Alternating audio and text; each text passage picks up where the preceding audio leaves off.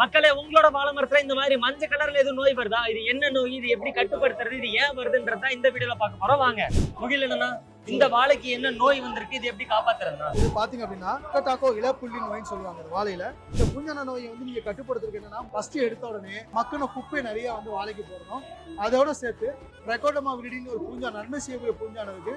நம்மளுடைய எல்லா வேளாண்மை பல்கலைக்கழகத்திலையும் சரி, வேளாண்மை துறையிலையும் கிடைக்கும். இதை வாங்கி கலந்து நீங்க வந்து வேர்ல ஃபர்ஸ்ட் ஊற்றிடணும். 3ஆம் மாசத்துல ஊற்ற ஆரம்பிக்கணும். அதுக்கப்புறம் 5ஆம் மாசத்துல இருந்து இலையில வந்து லிட்டருக்கு 10 கிராம் அப்படிங்கிற விதத்துல கலந்து நீங்க ஸ்ப்ரே பண்ணீங்க அப்படின்னா இந்த நோயை வந்து நம்ம வரவிடாம தடுத்துடலாம்.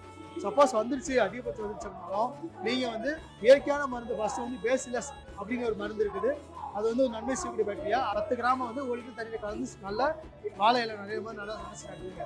அப்படி நம்ம கண்ட்ரோல் பண்ண முடியல அப்படின்னா கெமிக்கல் போய்த்தாகணும் அப்படின்னா நேட்டிவ்னு ஒரு மருந்து இருக்குது. அது வந்து ஒரு கிராம் 1 லிட்டரில் கலந்து ஸ்ப்ரே பண்ணலாம். ஏன்னா அது வந்து விலை கூட. நீங்கள் ஒரு ஏக்கருக்கு 100 கிராம்ல 200 கிராம் வாங்கினா போதும். நமக்கு அது கொஞ்சம் விஷத்தன்மை கம்மி உள்ள மருந்து. சரிங்களா? அந்த மாதிரி பயன்படுத்துங்க.